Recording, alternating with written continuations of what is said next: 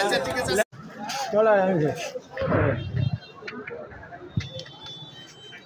মাঝে করে নোনা তো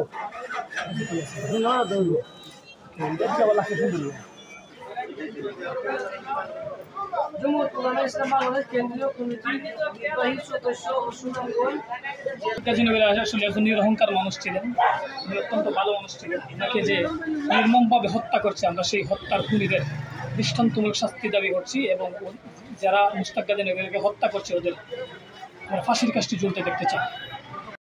আমরা প্রশাসনের প্রতি পরিপূর্ণ আস্থা রাখতে পারি, যেভাবে আমাদের রাস্তা বন্ধ হইলাম, মিলি যা রাস্তা বন্ধ হয়ে যাবে।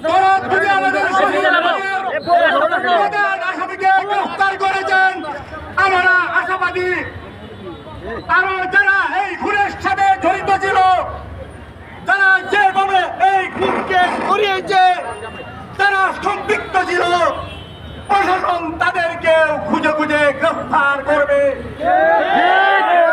প্রশাসনের প্রতি এই আশাবাদ ব্যক্ত করছি।